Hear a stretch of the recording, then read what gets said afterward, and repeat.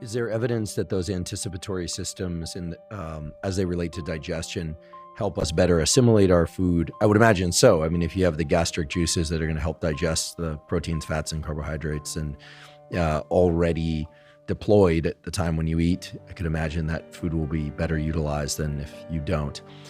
So in other words, what is the advantage of having these anticipatory signals in terms of potential health benefits? The anticipatory signal is really important from even from waking up.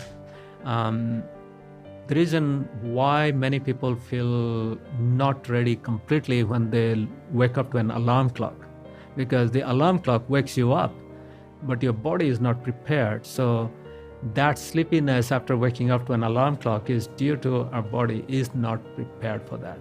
And then the best example is when the daylight saving time changes, particularly when we have to wake up 1 hour early. What happens? People who have underlying heart condition, when they're waking up, when the body is not ready or heart is not ready, and all of a sudden the heart has to start pumping a little bit harder, then there is chance of heart attack. And in fact, people have looked at hospital records and they find that on those days there is a sharp rise in heart attacks. And car accidents, and right? car accidents too, because your brain is not coordinated, so you cannot make those fine decisions. So that's a great example of anticipatory activity. But coming back to digestion, one thing is, and this is something that many people might have experienced. There are many rhythms in our digestive system, and one of the rhythms is our intestine has this peristaltic function. So it kind of contracts and expands, and that moves food. Food doesn't move due to gravity, so it goes back and forth. And that peristaltic action actually slows down at night, a few hours after our last meal.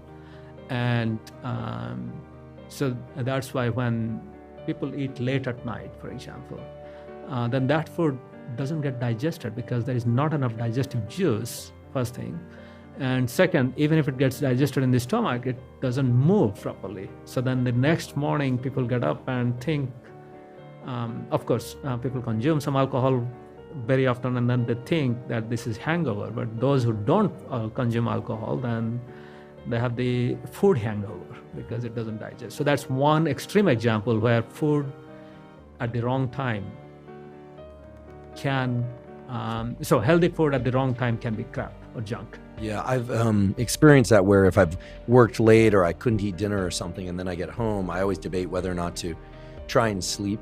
Yeah. But if I'm too hungry, oftentimes it's challenging. And so for me, sometimes consuming something that at least seems easily digestible, like yogurt or something in a liquid form, is better for me than if I eat a meal. I've made the mistake of going to the refrigerator, being super hungry and eating a bunch of food at 10 or 11 p.m. and then falling asleep.